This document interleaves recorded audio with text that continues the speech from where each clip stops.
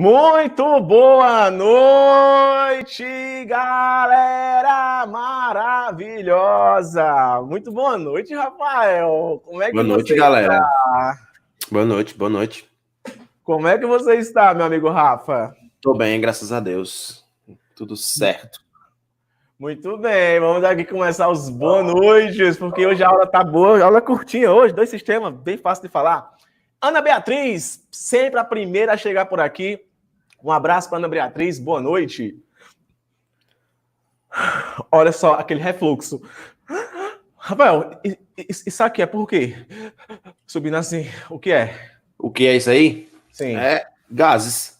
Refluxo gástrico. Fala. Boa noite para Merielle Ribeiro. Daiane Alves, boa noite. Boa noite para Raquel Barbosa, irmã de Rafael, que colocou uma foto no perfil. Henrique, que colocou uma foto no perfil também. Minha amiga Edna, que não perde uma aula. Suzana Medeiros, boa noite. Meu amigo Emerson Breno. Minha amiga Piteira, boa noite, Piteira, digital influencer. Boa noite para Lívia Brito, que está vindo aí toda live, agora está aqui presente. Um abraço para Lívia. Letícia Freitas, eu não me lembro de dar boa noite para Letícia Freitas e muito menos não me lembro dessa foto do perfil. Letícia, comenta aí se é a primeira vez que está aqui, eu já deu boa noite e a gente falou. Abraço, Letícia. Pedro Hermínio, amigão, gratidão pelo comentário lá no YouTube, viu? Muito feliz mesmo. Kailane, boa noite, Kailane. Gente, deixa o like aí, viu? O like é para me saber a quantidade de pessoas que está vendo as aulas, ok? Deixa like. Yara Carolina, boa noite, Yara. Uma boa noite para Lorena Limal. Um boa noite para Marilene. Boa noite, Marilene. Boa noite, Fernanda Rodrigues. Boa noite, Yasmin Almeida. E boa noite, meu amigo Rafael, né? Estamos aí na nossa 19ª aula, Rafa. Semana que vem o curso acaba. Muita coisa, né? Espero que a galera tenha aprendido aí alguma coisa, tenha gostado, né, das informações. Pois é, né, mano? Semana que vem Muito feliz de participar do conhecimento de tanta gente, né? O curso vai acabar, sabe quando? O curso vai acabar... deixa eu ver aqui se é semana que vem mesmo, viu? Não, semana que vem tem a semana todinha de aula ainda. Aí acaba na segunda. Acaba na terça-feira. Ecologia, problemas ambientais. Só que eu acho que vou tirar esse negócio dessa aula aí e vou fazer a nossa confraternização. Nosso happy hour, tá ligado? Fazer nosso happy hour, tá ligado? Letícia, semana passada você também não lembrou de mim. Boa noite, Letícia! Se não lembrei, tô lembrando agora. Beleza? Bora acabar não, né, Beteira? Vamos até o final do ano agora com vocês aqui nesse negócio. Gente, bom, começo de semana, a gente sempre traz aquela nossa reflexão inicial, de início de aula. Então, desejo a todos aí, até quem está vendo essa aula depois, crie um ambiente de aprendizagem, tá? Guarda um pouco o celular, mexe já no celular, a não ser se for uma coisa muito urgente, tá? Foca na gente, aproveita o momento, pergunta, mergulha, anota, questiona, discorda. Não existe pergunta besta. Existe o besta que não pergunta. Então, galera, que vocês possam ter uma excelente semana, tá? E eu sempre digo para vocês, não queiram antecipar passos. Dê um passo de cada vez e se for para cair, que caia para frente e não para trás, tá? As pessoas às vezes querem ter resultados muito imediatos, quando na verdade é um processo. Na vida estudantil, na vida profissional, na vida amorosa e em qualquer campo, tudo é um processo. Quando você reconhece que a vida ela é um processo de aprendizagem e de evolução, você passa a parar de enxergar tantos defeitos nos outros e tantos defeitos em várias coisas ao teu redor e passa a analisar mais o seu interno. Patrick e Rafa, ensina pra gente uma coisa que vocês fizeram para ser dois jovens, que nós somos dois jovens mesmo não sendo concursados, são jovens estabilizados na vida. Foi pensamento positivo? Não. Foi o quê? Foi discernimento, tá? Foi discernimento, principalmente discernimento espiritual, tá? O que eu e Rafael, eu falo pro Rafael porque eu conheço todo o trajeto dele juntamente comigo em aspectos espirituais.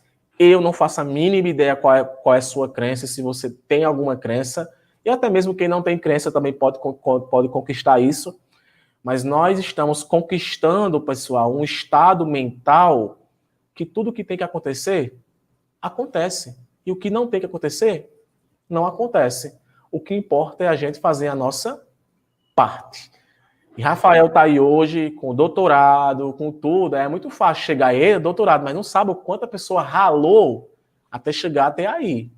Ah, Patrick tem isso, tem tal, é milionário, não sei o que, mas não sabe até quanto a pessoa trabalhou para chegar até aqui. Então, gente, continua vivendo as coisas no teu tempo, tá? Que logo, logo você vai perceber que tudo vai vir conforme você trabalhou. Agora, se você é um vagabundo que não faz nada, que espera as coisas acontecer, mano, a tua vida vai ser fadada ao fracasso. Se você não correr atrás, as coisas não vão até você. Essa é a verdade nua e crua, tá? As portas só vão ser abertas se vocês quiserem abri-las. Elas não vão abrir por conta própria. Concorda, meu amigo Rafael? Em número e grau. Muito bem. Meus sentimentos para quem aqui, pelo amor de Deus? Edna, ela disse que ontem perdeu uma pessoa que ama muito para essa doença infeliz. Meus sentimentos, Edna. Meus sentimentos também, Edna, viu? Meus Deus sentimentos. conforte seu coração. E o da família. Ok. Rafa, let it go aqui. Sistema respiratório, sistema excretor. 2 sistemas que talvez não tenham tantas relações, mas vamos abordar eles de formas individuais, tá? Como são 2 sistemas relativamente rápidos, então a gente vai abrir hoje para muitas perguntas, tá? Então perguntem aí o que vocês quiserem perguntar e eu vou estar perguntando coisas que vocês talvez iriam perguntar, tá? Podem ficar tranquilos diante disso, tá? Então, Rafael, tá aí o nosso bom e velho sistema respiratório. Rafa, eu vou falar uma coisa sobre animais e em seguida eu quero que tu faça a introdução, tá? Gente, os animais, nós somos animais, né? Claro. Mas uma coisa que você tem que deixar, uma coisa que eu quero deixar claro para vocês é que o termo respiração, ele tem como etiologia da palavra em si, troca de gás, tá? Então, todo e qualquer animal respira. Vocês sabiam disso? Todo e qualquer animal respira. Anote isso para você nunca esquecer. Piteira, ei, Piteira, anote isso. Ei, Edna, anote isso. Mas, Edna, vamos preencher a cabeça. Beleza? Essa aula aqui vai servir para você relaxar um pouco diante das coisas que aconteceram nos últimos dias, tá? Então, anota isso, Emerson, anota isso, Raquel Barbosa. Olha só, existem 3 tipos de respiração, 3 tipos de formas que podem acontecer troca gasosa entre os seres vivos. Patrick, eu achava que era tudo a mesma coisa. Não, tá? Já começou errado. Não, você respira de uma forma. A respiração que nós temos é uma respiração pulmonar, ou seja, a troca gasosa vai acontecer a nível de pulmão. Só que nem todo animal tem pulmão. Então eu tenho a respiração pulmonar, que acontece com o pulmão. Eu tenho a respiração branquial, que acontece por brânquias, tá? Diga-se de passagem que os animais aquáticos, a maioria tem brânquias, tá? A respiração branquial acontece nas brânquias. E nós temos a respiração cutânea, a E4, lembrei de outra. Respiração cutânea, que é pela pele, tá? Então, pulmonar, pulmão. Branquial, por brânquias. Cutânea, pela pele. Tem animal que respira pela pele, cutânea, tá? As minhocas, por exemplo, a sua respiração é cutânea, os anelídeos. E nós temos a respiração traqueal, tá? Respiração traqueal, que é por traqueias. O que é que acontece com os insetos? Os insetos têm respiração traqueal. E dependendo da classe que seja esse inseto, vão existir diferentes tipos de respiração traqueal. A traqueia dos animais, eu vou estar explicando isso em zoologia, mas os animais, por exemplo, um clássico exemplo de animal que você conhece como o mosquito, a respiração dele não é na cabeça, não. É no ventre, tá? Tem furos no ventre dele e acontece a difusão de gases via respiração,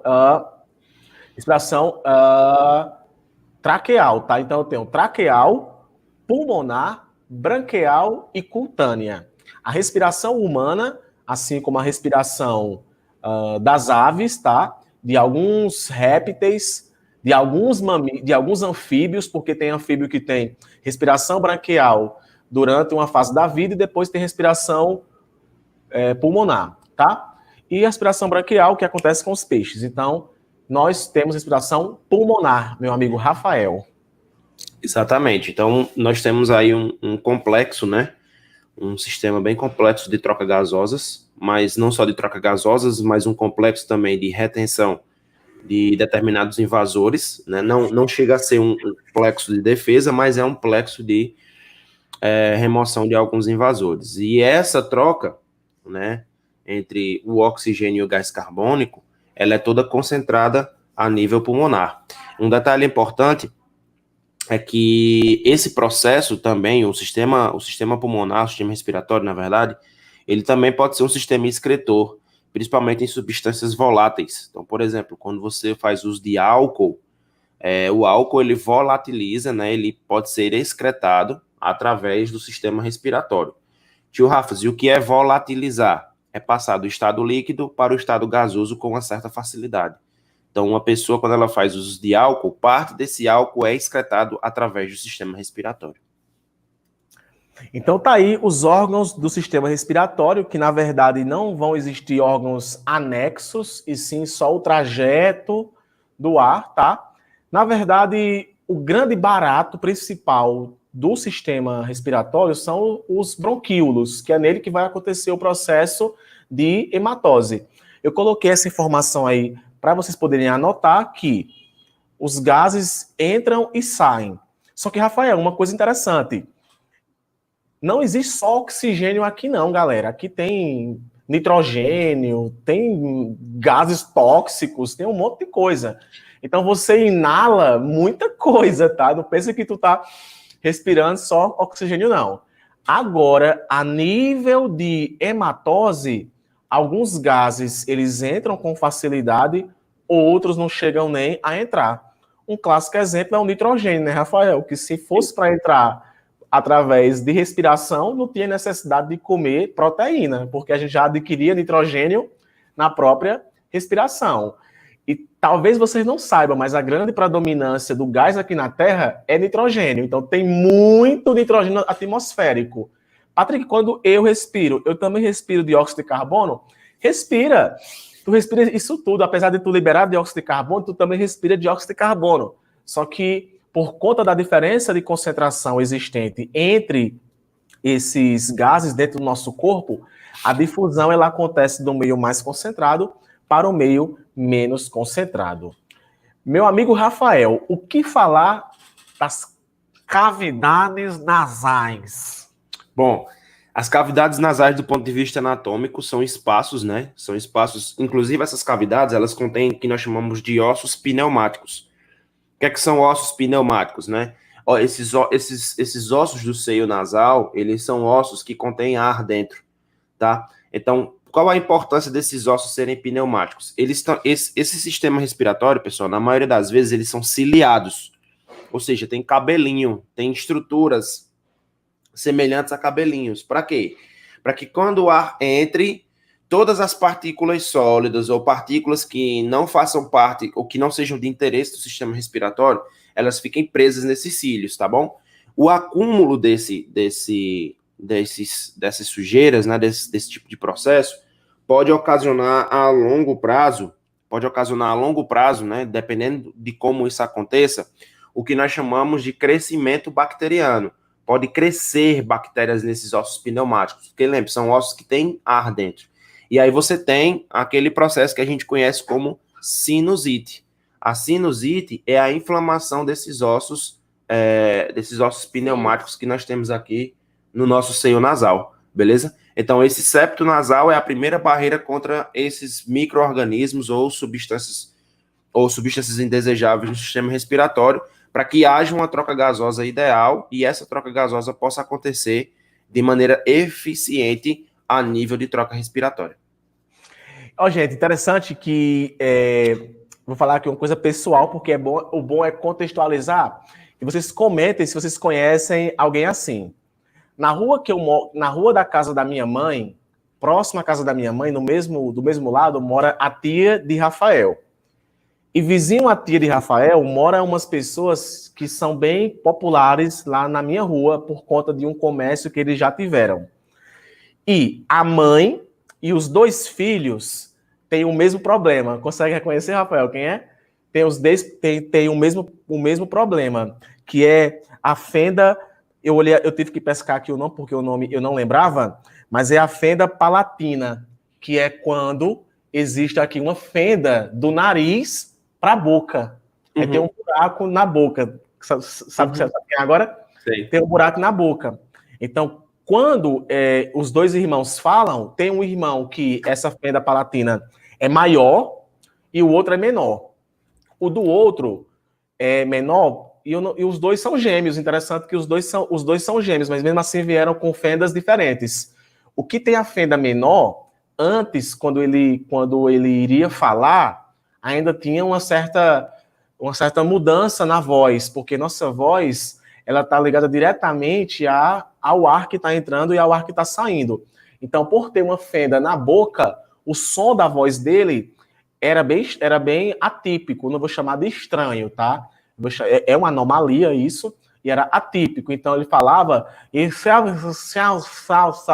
Aí fez a cirurgia e tampou aqui e tampou o céu da boca. Mas não por completo. E a voz dele ficou um pouco melhor. Já o irmão que tem uma dificuldade, a fenda palatina é maior no céu da boca, então ele, mesmo depois da cirurgia, ele ainda teve um comprometimento na fala. Então perceba que o ar que está entrando e o ar que está saindo, ele está ligado diretamente ao nosso som, ao som que nós emitimos, tá? Uma vez que as cordas vocais vibram, mas o nariz e a língua, eles ajudam bastante para a questão da produção da voz, tá? Aqui no nosso nariz nós temos pelos, tá? Esses pelos têm a capacidade de ter uma função filtradora, então acontece a filtração e o umedecimento do ar. Quando o ar está entrando, também acontece esse umedecimento do ar para poder ocorrer corretamente o fluxo de entrada e o fluxo de saída. Meu amigo Rafael, faringe. Pronto, a faringe, ela faz a divisão ali, né? Na verdade, a epiglote, ela vai direcionar de acordo com o que você está fazendo. Se você estiver comendo, ela abre a faringe, que conecta ali o sistema digestório, nós já comentamos. Se você estiver respirando, ela fecha a faringe e abre a laringe, né? Para que você tenha ali o contato entre a traqueia, chegando até os brônquios, bronquíolos e os alvéolos, tá bom? É necessário lembrar que essa faringe, existe uma porção que tem contato entre o sistema respiratório e o sistema digestório, que é justamente por isso que determinadas comidas, por exemplo, vou citar aqui alimentos porque é o mais comum, a gente sente o cheiro e a gente sente o gosto ao mesmo tempo, porque essa porção condutora da faringe faz com que você tenha, né, ali uma passagem de ar, onde você consegue tanto ter o trato respiratório, quanto um pedacinho ali da faringe que se direciona para o trato digestório. Essa faringe também, ela tem porções, alguns tecidos ciliados, que como o Patrick comentou, também que atuam nesse umedecimento do ar e diminuição da temperatura, né? Porque o ar, ele tem que estar um pouquinho mais frio. E eu preciso dizer um negócio para vocês, importantíssimo. O ar, ele só entra no nosso corpo porque a pressão externa é maior que a pressão interna. Então, essa diferença de pressão precisa acontecer para que o ar possa ser direcionado. Quando você vai em regiões muito altas, como, por exemplo, alguns montes, região de serra, região serrana, o ar ele se torna rarefeito. Tio Rafas, o que é um ar rarefeito? É um ar com baixa pressão de oxigênio, tá bom? Ar com baixa pressão de oxigênio. Inclusive, alguns tipos de doenças, são interessantes em relação a essa questão de quantidade de oxigênio disponível, porque quando você vai em regiões em que o ar é rarefeito, você tem dificuldade de respirar, tá? E essa dificuldade de respirar diminui a saturação de oxigênio no sangue. Essa saturação de oxigênio, Patrick, serve como indicador de uma certa doença que nós estamos vivendo agora. Como essa faringe, como você, na maioria das vezes, tenta respirar pela boca, o que não é legal, né? Porque quando você respira pela boca, é um tecido muito menos ciliado do que o tecido nasal, fazendo com que determinados tipos de interferentes ou de substâncias que não são ideais para o sistema respiratório fiquem presas em regiões que não deveriam, ocasiona a faringite. A faringite nada mais é do que inflamação da faringe, dessa porção inicial da faringe, geralmente pelo acúmulo de substâncias indesejáveis, né? Geralmente gera ali um acúmulo de matéria orgânica, seja pela alimentação, mas especialmente pela respiração bucal, e essa respiração bucal faz com que você tenha ali uma concentração de substâncias indesejáveis que podem gerar essa inflamação a nível de faringe. O ideal também é que você inspire pelo nariz e solte pela boca, caso você queira fazer uma respiração bucal, tá bom? O ideal, é claro que isso varia de pessoa para pessoa. Por exemplo, eu tenho um problema respiratório. Então, em determinadas situações, para mim, eu consigo pegar uma massa de ar maior pela boca do que pelo nariz. Rafa, eu tenho uma pergunta aqui por telepatia, que eu peguei aqui, sabe de quem? Quem foi? Fernanda Rodrigues pensou nisso e eu vou perguntar o que ela pensou. O catarro, ele vem da onde? O que é? Para que é? Por que é? Por que ele está lá? Por que o nariz entope? Pronto. Vamos lá. É bom lembrar para vocês que quando a gente falou em histologia, a gente falou sobre alguns tipos de tecido. Um desses tecidos que nós falamos é que existe tecido ciliado mucoso, beleza? Mucoso. Então, o que é que faz, né? O que é que acontece? Quando você tem uma grande concentração, Patrick, de patógenos, especialmente vírus, bactérias, ou sujeira mesmo, o seu corpo produz uma grande quantidade de muco. O que são o muco? São polissacarídeos. Polissacarídeos que ficam ali na superfície do tecido, beleza? Para quê? Para que esses patógenos, essas substâncias que são indesejáveis, se prenderem no muco. Quanto mais você tem, mais você produz. Então, por exemplo, quando você está com sinusite, o que é a sinusite? É o acúmulo desse muco, geralmente, nessa porção dos ossos pneumáticos da face, né, do seio nasal. Quando se acumula muito muco lá dentro. Esse muco faz com que haja crescimento bacteriano, direcionamento de macrófagos, enfim, toda aquela cascata de inflamação que a gente já sabe que existe. Então, dói muito. Da mesma forma, quando a gente está com gripe. A gripe induz a produção de muco no seio nasal, né, em toda essa região do trato respiratório superior. Por quê? Para evitar que essa grande quantidade de vírus e de bactérias também, que consequentemente tem ali, fiquem presas naquele catarro. Por isso que, hora ou outra, você está expelindo esses polissacarídeos que são produzidos. Mucopolissacarídeos, na verdade. E também tem a renite, né, Rafael? Renite e sinusite. Sinusite é esse acúmulo e já renite é uma inflamação mesmo, né? Renite é a inflamação nesse trato superior inteiro, né? Tanto nessa região nasal mesmo, quanto na região da orofaringe. Aqui ainda eu coloquei 2 slides com o nome faringe, porque eu não modifiquei, mas é para usar a mesma imagem, no caso a laringe. A laringe, exato, que é o piano, né, Rafael? Literalmente o piano do nosso corpo, né? As cordas vocais estão na nossa laringe, né? Patrick, eu aprendi a falar quando eu tinha 2 anos de idade. Patrick, isso, cara, velho, não interessa quando tu aprendeu a falar. O negócio aqui, A laringe, ela é responsável, ela faz parte da condução dos gases, é claro, mas ela é responsável também pela produção do som, né? Sim, sim, pela produção do som. E aí eu vou falar aqui, né, sobre a questão de ser músico ou não. Por exemplo, os homens, geneticamente falando, eles têm cordas vocais menos esticadas, por isso vozes mais graves. Quando você tem cordas vocais mais esticadas, você vibra em frequências mais altas, por isso você tem a voz um pouco mais aguda. Olha só, tu não sabia disso.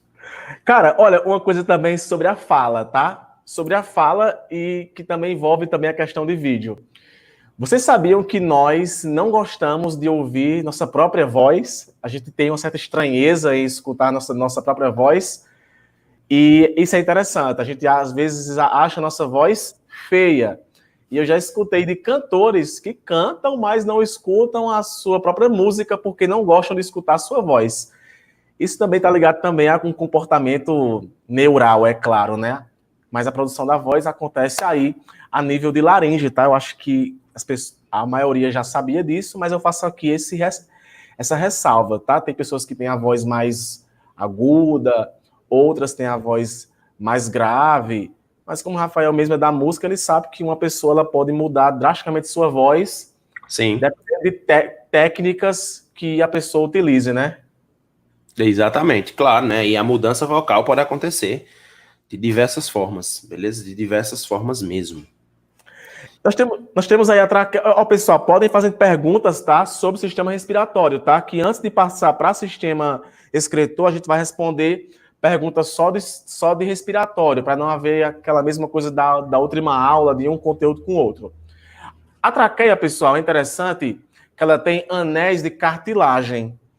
Esses anéis de cartilagem, eles são importantes para que não aconteça o estreitamento da traqueia. Porque senão o ar entrando, o ar saindo, a traqueia fechava, igual uma mangueira. Quando você desliga uma mangueira, note, ela, dependendo do material, que a mangueira, do calibre da mangueira, ela pode, fechar. A mesma coisa poderia acontecer com a gente, tá? Então, em termos evolutivos, essa perfeição aconteceu. A traqueia ela é feita de anéis de cartilagem para impossibilitar que aconteça esse estreitamento. A traqueia tem células caliciformes, que são células ciliadas, que produzem muco, e esses mucos que Rafael falou aí agora há pouco também vão estar aqui em maior predominância, impossibilitando que resíduos atinjam o órgão sede da nossa respiração, que é o pulmão, tá? Então vamos para cá. Então vamos aqui para conhecer pulmão. A primeira coisa que eu quero comentar para vocês de pulmão, gente, é que pulmão é de pneu, tá? Então, pulmão vem de pneu. Então, tenta imaginar um pneu. O que é que tem dentro de um pneu? Tem ar. Então, o pulmão, ele tem uma membrana que reveste ele, que é a pleura, tá? A pleura pulmonar. Rafa, se alguém levar um tiro no pulmão, o que é que acontece? Ele fura igual uma cama de ar? Fura. Bem fácil. Agora, dependendo da velocidade da bala, né, da posição em que ele fura, a pleura não deixa com que o pulmão se expanda além dela, né? Mas se caso houver um dano pleural, sim, o pulmão fura mesmo. Então essa pleura ela é importante porque o pulmão ele contrai e relaxa constantemente. E detalhe, a nossa respiração ela é involuntária. E aí é que está o perigo.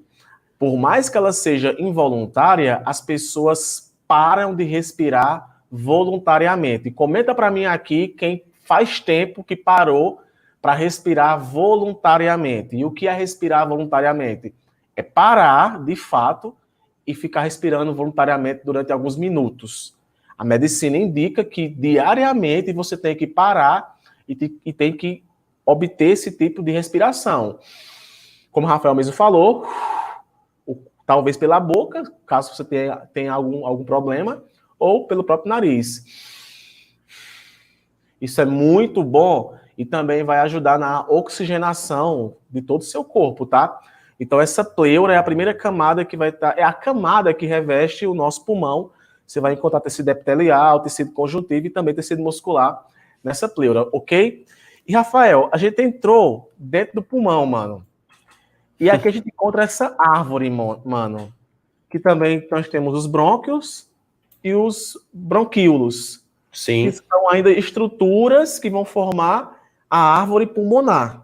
sim. Mas logo, dando logo o Kamehameha para a parte que é mais importante, Rafael, nós temos os alvéolos pulmonares, Uhum. que é nele aonde a mágica acontece. E eu queria que você detalhasse para a gente essa mágica. Pronto, vamos lá. O nome desse processo, o nome do processo pelo qual a como é que eu posso dizer? O nome do processo pelo qual acontece essa troca entre gás carbônico e oxigênio é chamado de hematose, tá bom? Então, o que é a hematose? Você vem com sangue venoso, beleza? Que chega nos alvéolos com grande quantidade de CO2. Como a pressão do O2 fora é maior que dentro, o O2 entra e o CO2 acaba saindo. É isso que acontece, beleza? É essa troca. E aí, quando você tem inflamações no pulmão, essas inflamações, elas vêm recorrentemente, né, junto com a falta de ar. A asma é um significado clínico para falta de ar. A asma, ela pode ter diversos tipos de origem.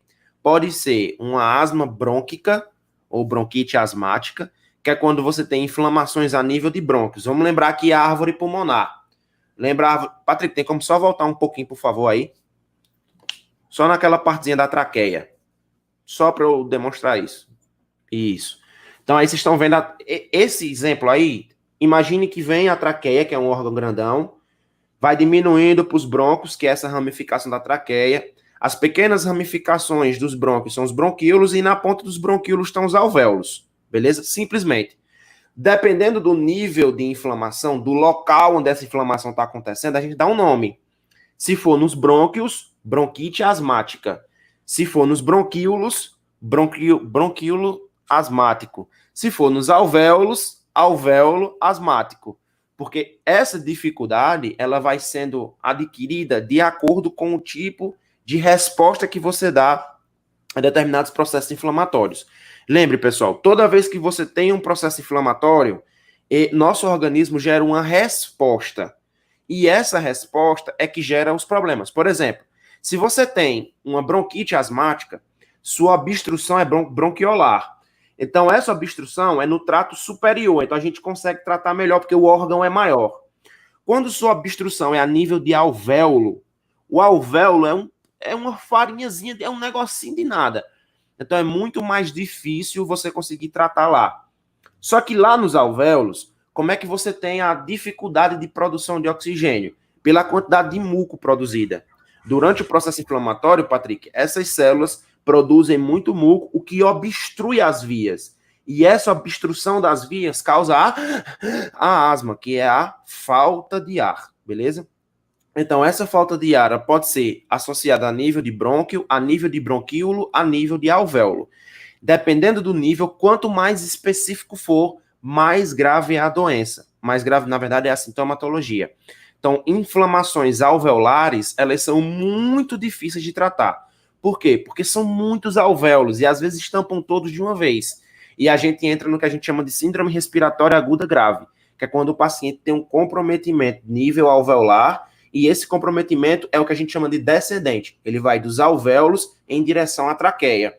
Então, ele tem que passar muitas vezes até por uma traqueostomia, que é um procedimento pelo qual a gente introduz um tubo para desobstruir a traqueia. Cara, eu vou citar só uma curiosidade para vocês. Rafa, olha aí agora na internet quantas mortes nós temos por essa doença atual hoje. Eu vou deixar que você olhe. É no Brasil ou no mundo? No Brasil. No Brasil. No Brasil. 87.618. Eu vou até aumentar aqui a tela. Em 2019, no Brasil, morreu 94 mil pessoas de câncer de pulmão. E este ano, segundo aqui o INCA, a estatística é para 164 mil pessoas mortas advindas de câncer de pulmão. É o câncer, é o segundo câncer que mais, eu acho que é o primeiro, né? É o que mais mata aqui no Brasil. Tá? Não, o câncer de mama, Rafael, o câncer de mama, já que eu só citei o câncer de pulmão, o câncer de mama, em 2019, ceifou 307 mil pessoas. Muita gente morre disso, velho. Então, assim, cara, note o que às vezes a gente acha que é bem simples, né? Mas o pulmão realmente é um órgão extremamente que tem contato com diversos patógenos, como o Rafael mesmo disse, e por essa razão... Só fazendo uma adenda aqui, né, que Matheus falou assim, e a DPOC? Para quem não sabe o que é DPOC, é doença pulmonar obstrutiva crônica. Esse tipo de doença, esse tipo de problema, Matheus, são respostas, na maioria das vezes, alérgicas, intensas demais, e essas respostas causam uma obstrução completa do sistema respiratório. Tanto o sistema respiratório superior quanto o sistema respiratório inferior. Quando eu falo superior, eu falo dos brônquios, traqueia e laringe. Quando eu falo inferior, bronquíolos e alvéolos. Então, a doença pulmonar obstrutiva crônica pode ser em decorrência de diversos fatores. Por exemplo, fumo. Outro exemplo, a própria doenças bacterianas que podem causar pneumonia, né? Que é inflamação a nível pulmonar, enfim, diversas outras características que podem ocasionar uma DPOC. Lembrando que pessoas idosas têm uma tendência maior a desenvolver DPOC, dependendo do estado clínico. A gente responde já as perguntas, então, o gás, o trajeto do gás durante a respiração no ato da inspiração. Então, olhem para mim aqui, ó. Eu quero que vocês olhem para mim, tá? Vou aumentar aqui a tela, tá? E quero que vocês olhem para mim. Quando você inspira, o que acontece? Isso aqui já caiu até em prova de vestibular, perguntando o nome dos movimentos e o que acontece. Quando você inspira, o ar entra. Quando o ar entra, olha o que acontece. Acontece uma contração do diafragma, um aumento da caixa torácica, tá? Ou seja, uma contração dos músculos esqueléticos. Quando você expira, o ar sai, diminuição da caixa torácica, relaxamento do diafragma. Então, o diafragma, ele contrai e relaxa, possibilitando a movimentação dos gases, que passa pela cavidade nasal, faringe, laringe, traqueia, brônquios, bronquíolos e alvéolos pulmonares. Em contrapartida, o dióxido de carbono, que é o gás que está saindo, ele parte dos alvéolos para os bronquíolos, para os brônquios, para a traqueia, laringe, faringe e cavidades nasais, ou até mesmo a boca, tá? Faz esse trajeto. Agora, uma coisa importante que eu queria que Rafael me ensinasse para vocês agora, para poder fechar aqui o sistema respiratório, é esse transporte, Rafa, dos gases que são diferentes, né? O oxigênio, ele é transportado em predominância pelas hemácias, mas o dióxido de carbono, ele muda aí uns paranauê, Rafael. Isso acontece por quê? Pronto. Primeiro o seguinte, o oxigênio ele é transportado unicamente pela hemácia, inicialmente por conta de sua afinidade. E segundo, por conta da sua pressão. A pressão de oxigênio ela é muito maior em relação à pressão do gás carbônico, beleza? Já o gás carbônico, ele pode ficar no plasma, ele pode se associar à hemoglobina, formando o que a gente chama de carbohemoglobina. Cuidado, existe a oxihemoglobina, que é a hemoglobina ligada ao oxigênio. Existe a carbohemoglobina, que é a hemoglobina ligada ao gás carbônico. E existe a carboxihemoglobina, que é a hemoglobina ligada ao monóxido de carbono. Muito cuidado. A hemoglobina ela tem uma afinidade muito maior entre os três pelo monóxido de carbono. Ok? Porém, o gás carbônico, pessoal, ele não é importante só nessa troca gasosa. o gás carbônico, ele é importante no sistema compensatório a nível sanguíneo, que a gente chama de acidose e basicidade metabólica. O nosso corpo, ele tem um mecanismo de... Eu não vou me deter muito a isso, mas ele tem um mecanismo de controle do pH sanguíneo, que é um mecanismo baseado no íon bicarbonato. E o que é que acontece? Esse íon bicarbonato, ele faz com que você tenha ali uma relação muito tênue entre o pH ácido, que é a formação do ácido carbônico, e o pH básico, que é a formação do íon bicarbonato. Então, esse sistema tampão que existe no nosso sangue, ele também é dado graças à presença do CO2 que lá está, tá bom? Você que faz perguntas. Gente, só uma curiosidade. Quando você come, aumenta a quantidade de íon bicarbonato no seu sangue, também proveniente da alimentação, junto com a respiração. E a gente sente sono. Rafael, vamos para cá. Gente, perguntinhas rápidas aqui para poder partirmos para o sistema excretor. O que é bronquite asmática? Beleza. Acho minha voz chata demais. Marcela, não inventa de ser cantora.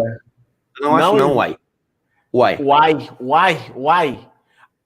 As cordas de Pablo do Arrocha é bem esticada. Que molesta é Pablo do Arrocha? As amígdalas têm alguma função específica quanto à respiração pela boca? Defesa, Rafael, é?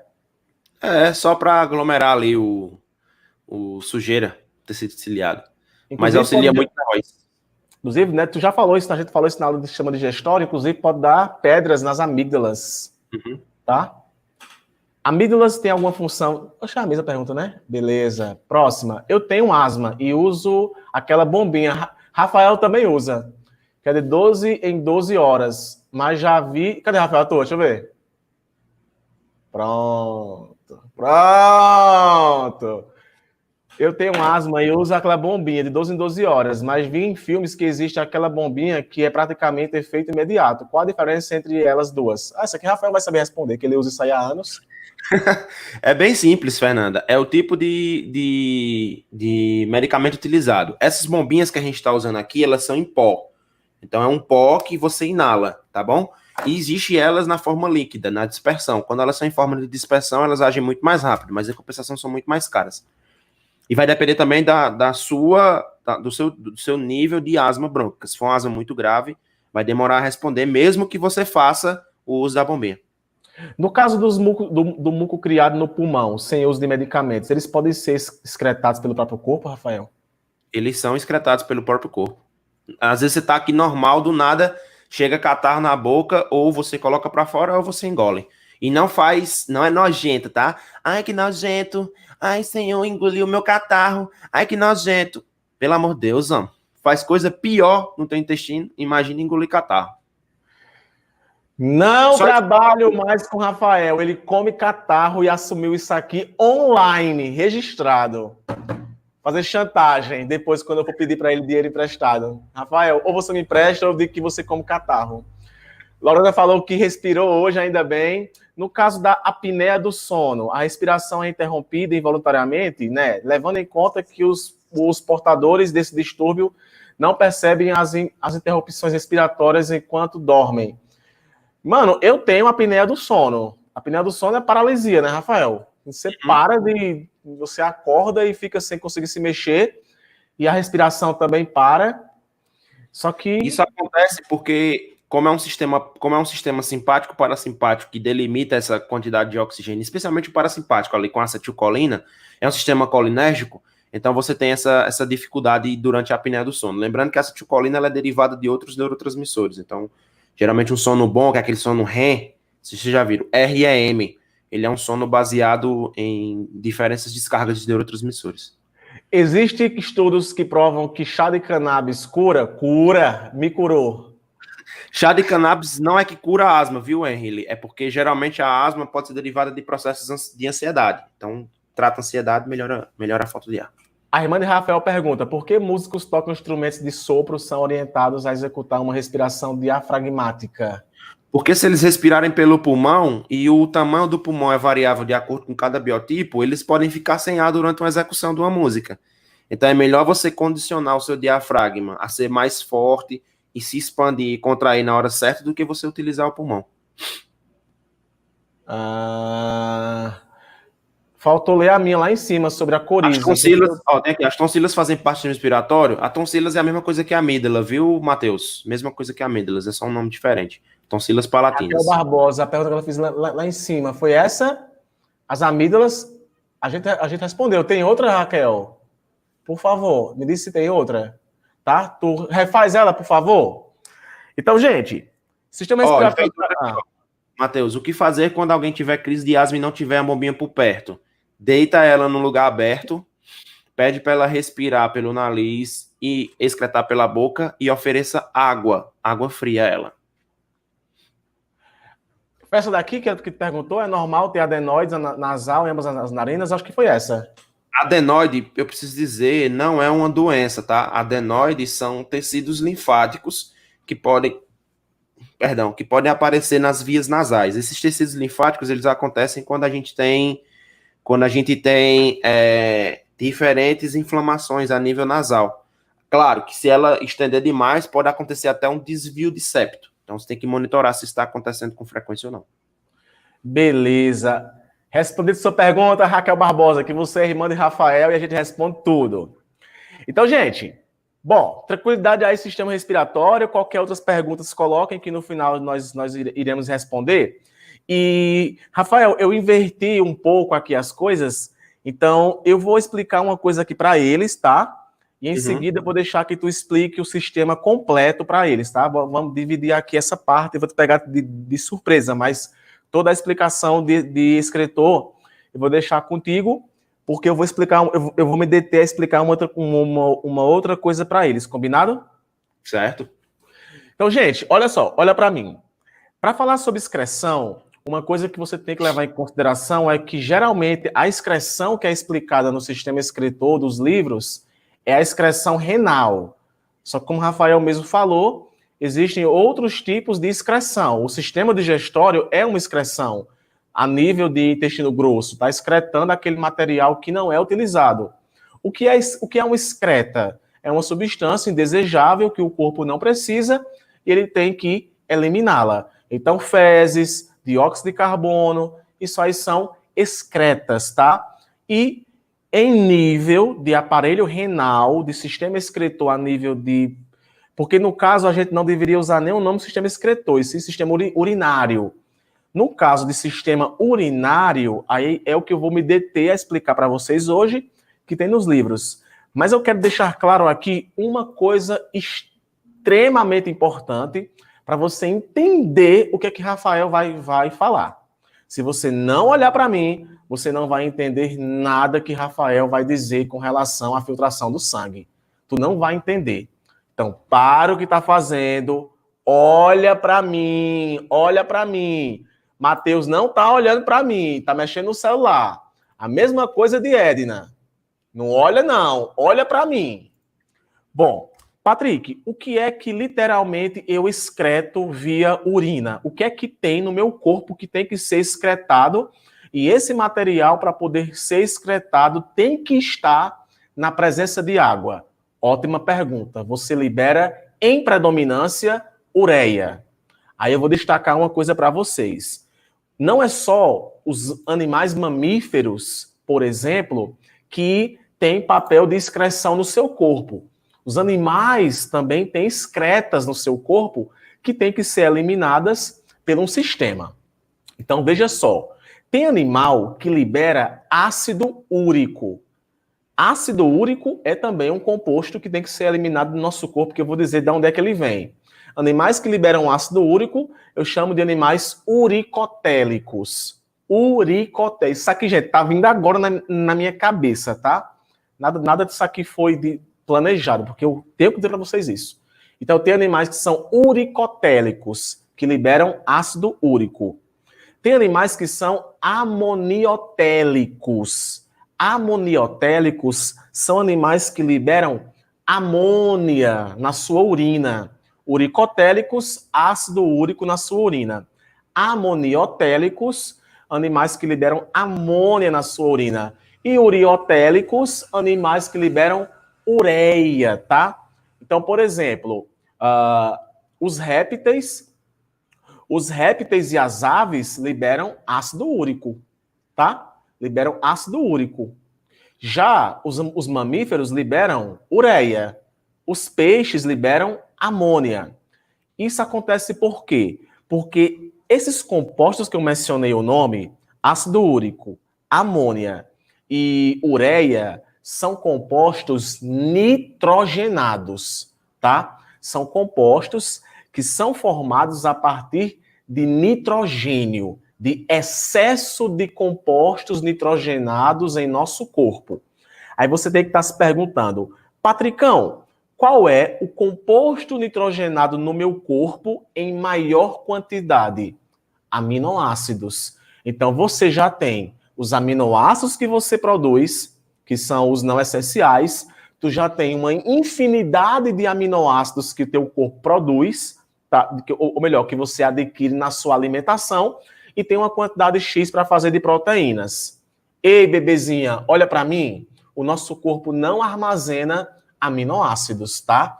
Anote isso daí, piteira. O nosso corpo não armazena aminoácidos.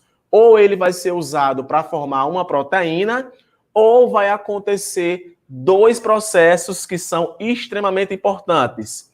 A desaminação e a transaminação, que são transformações que acontecem com esse aminoácido. Então, o que eu vou te explicar aqui rapidamente, em questão de 4 minutos, é só para tu entender da onde é que vem a ureia que Rafael vai falar para vocês. Porque Rafael, quando for falar, ele não vai estar dizendo mais o que é ureia, não. Tu vai aprender aqui agora da onde é que vem essa ureia.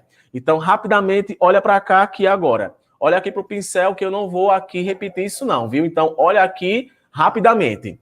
Vocês já sabem o que é o aminoácido. Então, aminoácido em excesso, ele vai acontecer com ele uma transaminação. O que é uma transaminação? É a retirada do grupo amina do aminoácido. Quando retira o grupo amina do aminoácido, forma um composto chamado de alfa-cetoácido. Esse agrupamento amina do aminoácido, ele vai reagir com uma molécula chamada de alfa-cetaglutarato e vai se tornar um composto chamado de glutamato. Então, o aminoácido perde o grupamento amina reage com alfa-cetaglutarato. Essa reação vai ocasionar a formação de uma molécula chamada de glutamato, e o cetoácido é o aminoácido sem o grupamento amina. Esse cetoácido, ele pode entrar dentro de um processo de gliconeogênese, por exemplo, ser usado para formar uma molécula de glicose, ou também ser formado em um corpo cetônico e ser usado para uma outra finalidade, ou simplesmente o nosso corpo também liberá-lo, tá? Então, fígado, músculo, rim, cérebro, tecido adiposo, intestino, executam esse processo aqui de transaminação, formando a molécula de glutamato. O que é que vai acontecer com essa molécula de glutamato? Preste atenção. Então, aqui eu tenho o nosso glutamato que foi formado naquela reação. Olha só, olha o que é que vai acontecer com esse glutamato que acontece também a nível de citoplasma. Ou pode acontecer com o glutamato. O que é o glutamato? Ele se ligou com o grupamento amina, se ligou com o alfa-cetaglutarato e formou o glutamato. Pode acontecer com o glutamato ou um processo de transaminação ou um processo de desaminação. Um processo de transaminação é quando o grupamento amina é transferido para outra molécula. Então, o grupamento amina, ele é perdido, tá? A molécula volta a ser um alfa-cetaglutarato e esse grupamento amina, ele entra na composição de um oxaloacetato. Para quem lembra de respiração celular, olha aqui de novo o oxaloacetato. E o produto dessa reação é a formação de uma molécula chamada de aspartato. Pode também acontecer com o glutamato uma desaminação, que é a mera retirada do grupamento amina do glutamato. Tirando essa amina, ela vai virar uma molécula de amônia, tá? Então, o aspartato e a amônia, eles vão entrar dentro do processo do ciclo da ornitina, que é o ciclo da formação da ureia. E como é que isso se dá? Isso se dá do mesmo jeito que acontece com o ciclo de Krebs. Uma reação vai acontecendo depois da outra, mas são reações que participam em enzimas específicas, a gente não vai se atentar a isso, mas o aspartato e a amônia irão reagir para poder formar a ureia, tá? Então, a amônia e o aspartato participam do ciclo, uma parte ocorre na mitocôndria e outra parte acontece no citoplasma, tá? Então, inicialmente, o que é que acontece com a amônia? Uma molécula de dióxido de carbono se liga à amônia, acontece gasto de ATP, tá? Uma enzima que participa desse processo é a carbonil fosfato sintetase e vai formar um composto chamado de carbonil fosfato, tá? Esse composto de carbonil fosfato, ele vai entrar dentro do ciclo da ureia, tá? E aqui vai ser aquelas reações que você já viu no processo de ciclo de Krebs. Uma molécula perdendo alguns compostos e se tornando uma outra molécula, tá? Esse carbonil fosfato, ele vai reagir com a molécula de ornitina, que é a primeira molécula do ciclo da ureia, que no caso também pode chamar-se de ciclo da ornitina. Então, o carbonil fosfato se liga com a ornitina, perde um grupamento fosfato, perde esse grupo fosfato e se torna um componente chamado de citrulina. Essa reação ela é intermediada pela ornitina transcarboximilase, tá? Esses nomes vocês não têm que decorar, é apenas uma ilustração para você entender o quão é complexo formar a molécula de ureia, tá? E essa citrulina, por sua vez, vai reagir com o aspartato, aquele mesmo aspartato que foi formado a partir do glutamato, tá? Perde 2 ATPs dentro dessa reação, produzindo esse nome desse composto aqui chamado de argininosuccinato. Succinato, bem conhecido dentro da bioquímica, tá? E gasta tanta energia que no lugar de perder um fosfato do ATP, perde 2, formando monofosfato de adenosina. A arginina succinato sintetase participa desse processo de catalisação e o arginosuccinato, ele acaba reagindo, ele acaba perdendo da molécula dele grande parte. Essa parte que é perdida é o fumarato, tá? Esse fumarato, essa enzima aí, a arginosuccinato liase, participa desse processo de partitura dessa molécula, tirando o fumarato, e se torna a arginina. E essa arginina, de novo, inicia o ciclo, tá? E, por fim, acontece a perca de uma molécula de água, como você pode perceber aqui, ó, de arginina para ornitina. E quando acontece essa perca da molécula de água, da molécula de arginina, forma a ornitina, Rafael, e a ureia está formada. Meu amigo Rafael, ureia formada pode ficar muito tempo em nosso corpo? Cara, eu tô rindo aqui, gente, mas não é de Patrick, não. É porque o Patrick falou de ciclo da ureia. Eu me lembrei no mestrado que eu tive uma cadeira no mestrado, 6 meses só de ciclo da ureia. Patrick conseguiu dar aqui ciclo da ureia em 4 minutos. Eu tive uma cadeira inteira. Claro que lá no mestrado, né, falar de ciclo da ureia era um negócio assim, era reação a reação, um negócio muito específico, tá bom? Mas, Rafa, a ureia foi formada e todo mundo já sabe que a ureia é formada a partir de compostos nitrogenados. Isso é o que interessa. É complexo. Então vamos lá, o sistema excretor, como eu já falei para vocês, a gente usa esse sistema excretor, mas na verdade o nome correto deveria ser sistema urinário, tá? Anatomicamente, vocês já perceberam aí que ele tem um par de rins, é rins, viu? Não é rim, não, tem meu rim, não é rins, nós temos um par de rins, um par de ureteres, uma bexiga e uma uretra. A gente fala do sistema urinário como um sistema excretor porque a maioria das substâncias que a gente ingere acabam desembocando no sistema renal, porque os rins, eles conseguem muito bem escolher, a gente vai falar daqui a pouco, quem fica e quem sai. E justamente por isso, esse sistema excretor ele acaba sendo um sistema de grande importância, tanto para a excreção quanto também para a reabsorção. Pode passar. Beleza, então tá aí o nosso aparelho. Eita, Rafael, pedra nos rins, Rafael. Ai, Cara, papai. então, ó, a nível renal, vocês já podem ver que os rins, eles são extremamente, mas extremamente vascularizados, tá bom? Dentro dos rins, a gente tem várias estruturas que a gente pode destacar. A gente pode destacar o córtex renal, que é responsável por determinados hormônios produzidos no córtex, como, por exemplo, o cortisol, que é fabricado numa glândula que fica acima dos rins, que é a suprarrenal, também é importante. A gente pode falar das pirâmides renais, que é o início. Vou falar, viu, Eduarda? Que é o início da filtração do sangue. A gente pode ter a gente tem as papilas renais, que é como se fosse o ápice da pirâmide. A gente tem a pelve renal, que é o que recobre toda essa parte do hilo, né? Que é o encontro de todos os vasos. Existem os cálices maiores, os cálices menores. O que é que eu quero que vocês entendam? Que em todas essas estruturas dos rins, como vocês estão vendo aí à esquerda de vocês, em todas essas estruturas pode ocorrer a formação de pedras. Rafa, o que é que são essas pedras? Elas têm diversas origens, mas estão baseadas principalmente em metais insolúveis em água. Geralmente são pedras de magnésio, pedras de cálcio, pedras de, em alguns casos, viu, Patrick, assim, muito graves, de pessoas que acabam ingerindo grandes quantidades. Você pode ter pedras de rubídio também, você pode ter algumas pedras ali, dependendo do tipo de água que você acaba ingerindo, até isso, viu, gente? O tipo de água que você acaba ingerindo, se ela for muito concentrada em metais alcalinos terrosos, os metais alcalinos terrosos, eles têm uma solubilidade muito baixa em água. Você pode ocasionar a formação dessas pedras. Mas não só isso. O que mais? Íons fosfato podem formar pedra nos rins pelo consumo excessivo de refrigerante, por exemplo. Os refrigerantes, eles podem ocasionar a longo prazo essas pedras nos rins. E essas pedras, elas podem adquirir caracteres morfológicos, ou seja, de estruturas muito dolorosos. Por exemplo, os cristais de fosfato, eles são espinhosos, Patrick.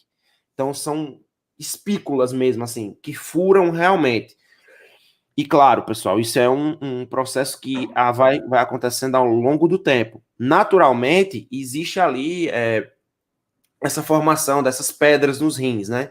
Que a gente não deve chamar de pedra, na verdade é litíase renal. O nome correto é litíase renal. Então, essas pedrinhas que vão se formando, dependendo da formação da estrutura morfológica que elas têm, elas vão espetando os seus rins.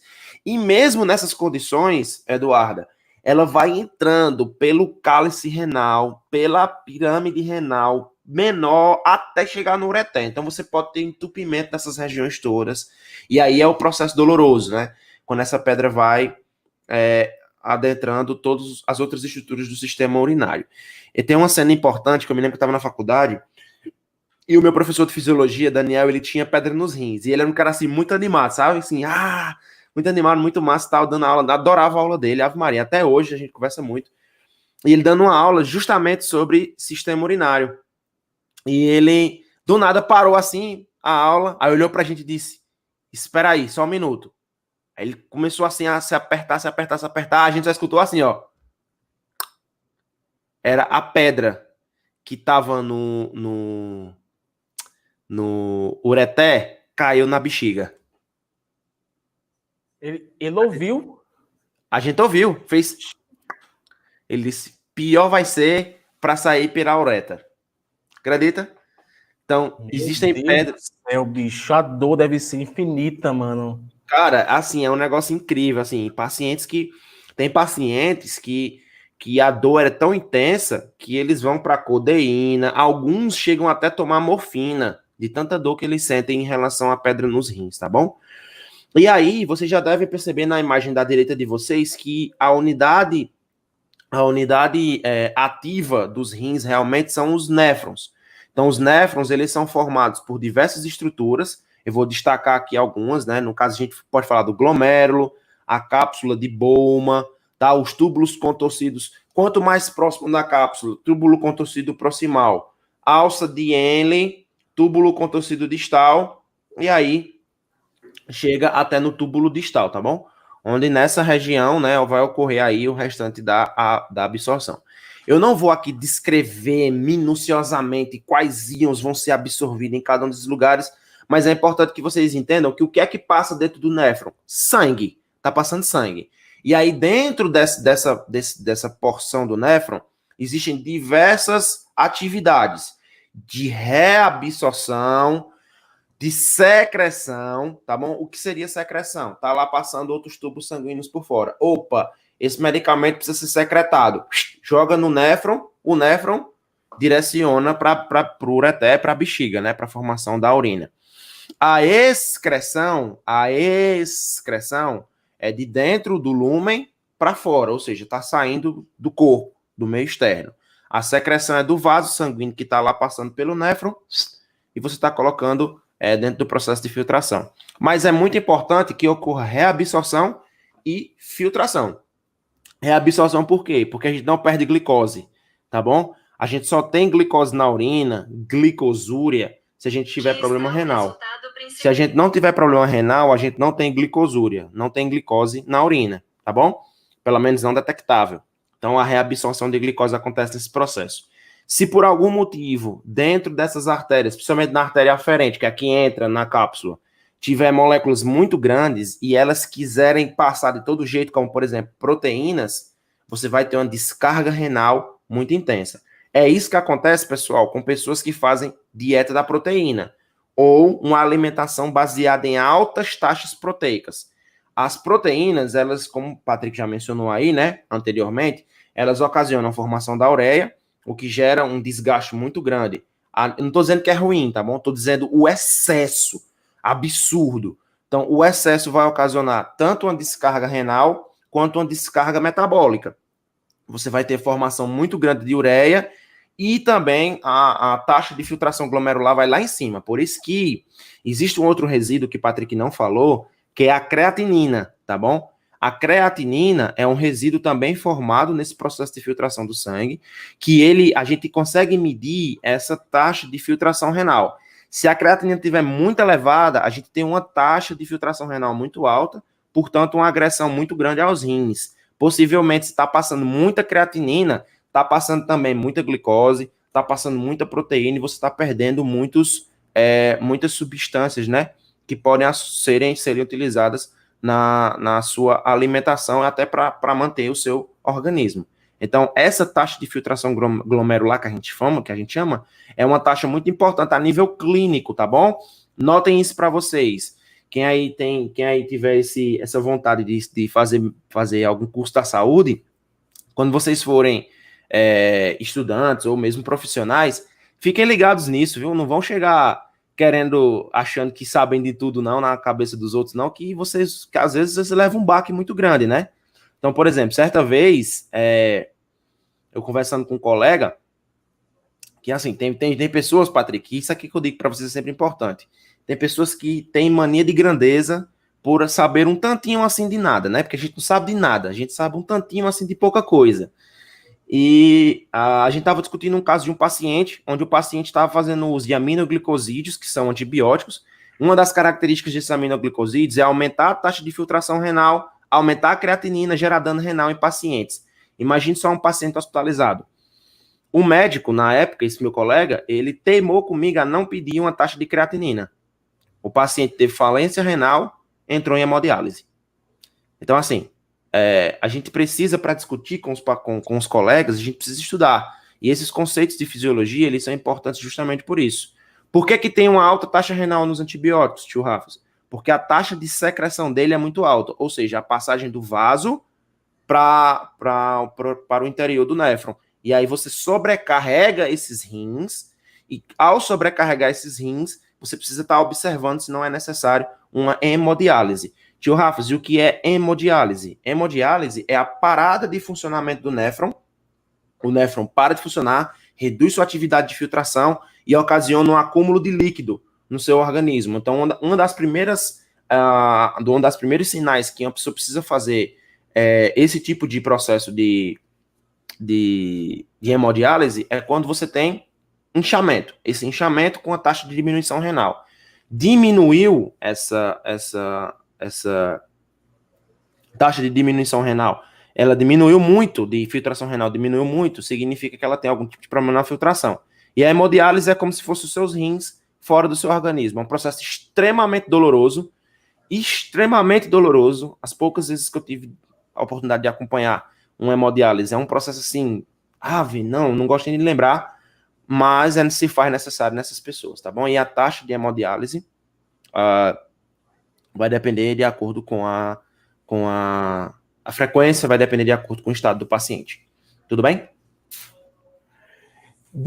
Só para finalizar, destaco aí a presença de 2 hormônios que literalmente trabalham nos rins. Um é feito pelos próprios rins, o outro vem da hipófise, a gente vai estar amanhã falando da hipófise, inclusive desse hormônio também, que é a aldosterona, que é um hormônio fundamental aí para a reabsorção de sódio a nível de alça de Ehlen aí, que contribui para essa reabsorção de sódio, secreção de potássio, o que vai ser importante para regular o pH do sangue.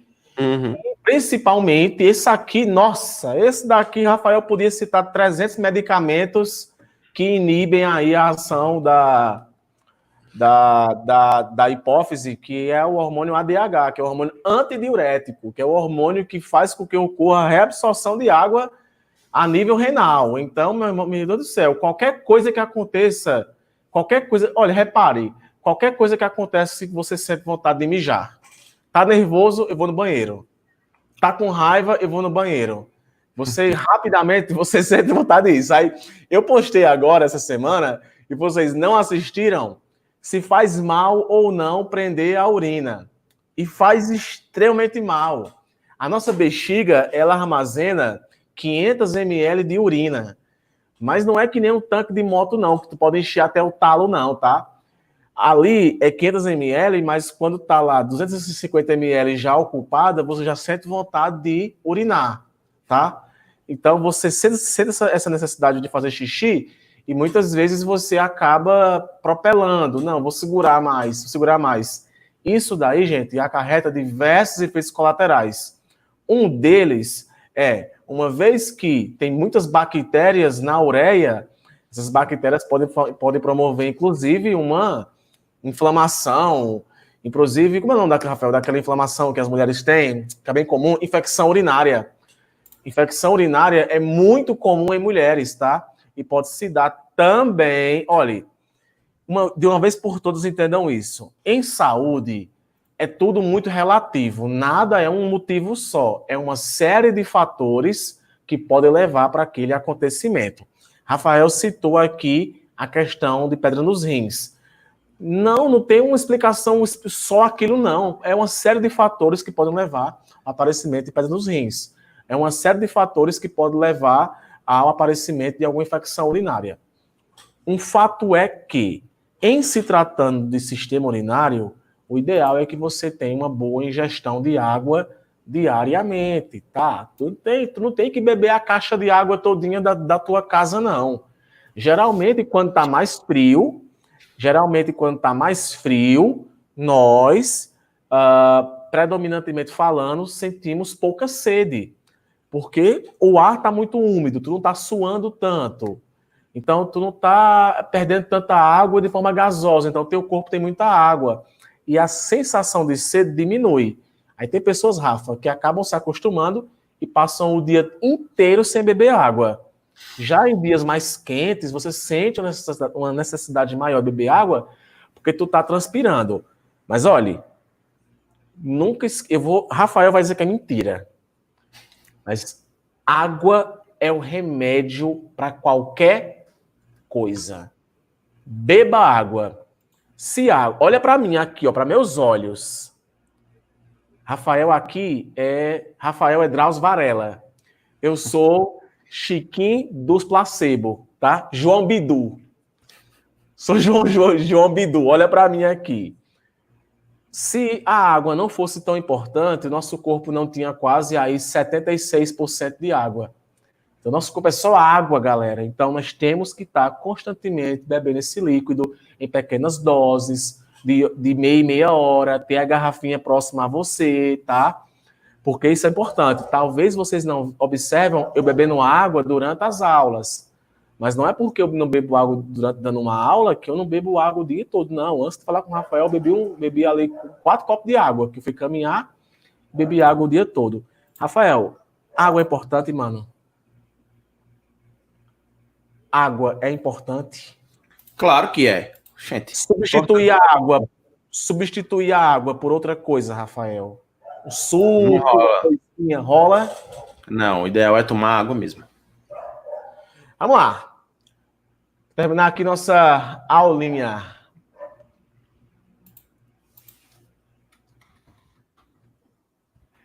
Por que nossa respiração involuntária é só pelo nariz? Porque o nariz, assim, Peter, eu não tô sendo ignorante, tá bom?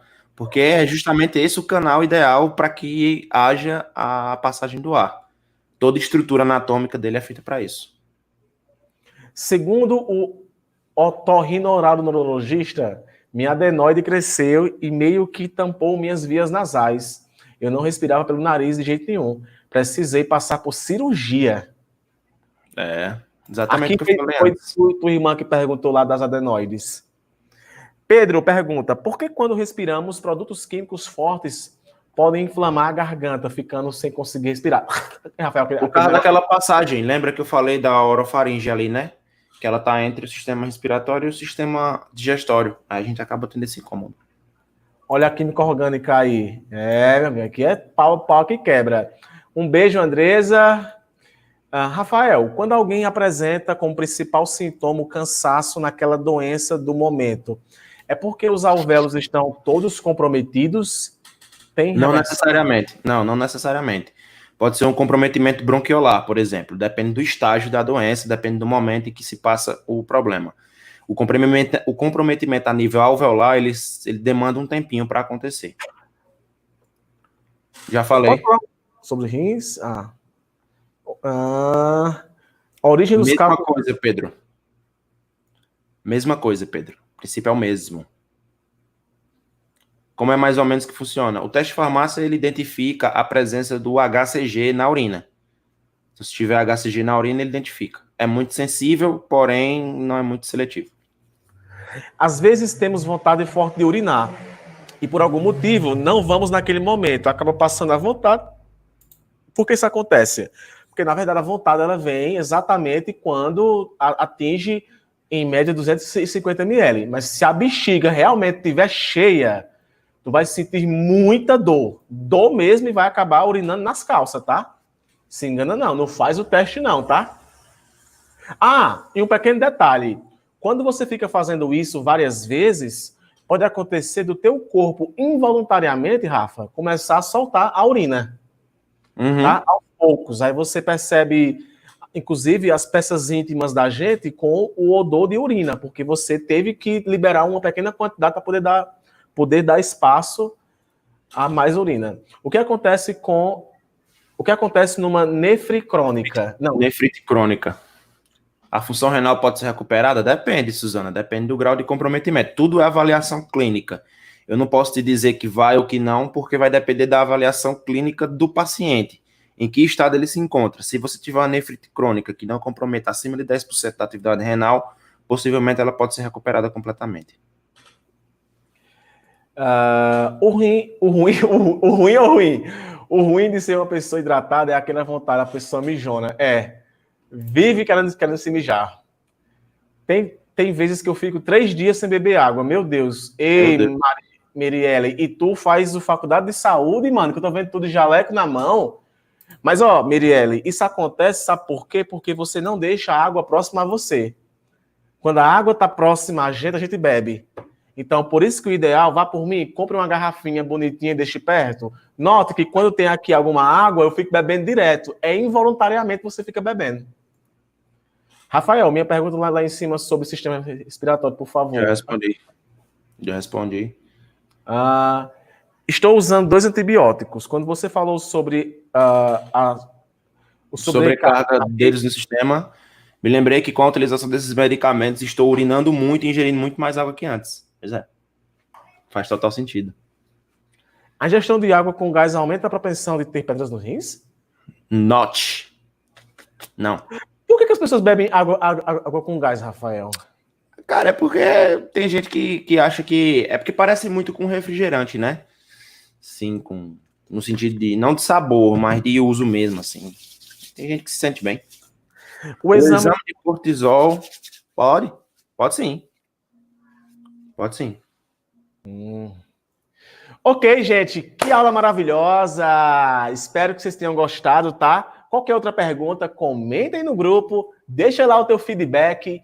E, galera, mais uma vez eu digo para vocês, quando eu compartilhar lá os vídeos do Biolo Dúvidas, se puder, entra lá, assiste 3 segundinhos para passar só aquele comercial, porque isso é que mantém toda a estrutura do Biolo Dúvidas. É com esse dinheiro que eu pago o Rafael. Então, galera, não esquece de assistir meus vídeos aqui no canal, tá? Tô postando mapas mentais. Postei hoje um mapa mental do sistema respiratório. Vou postar um quarta-feira sobre o sistema endócrino. Rafa, semana que vem, vai estar aí também postando uns com a mesazinha digitalizadora.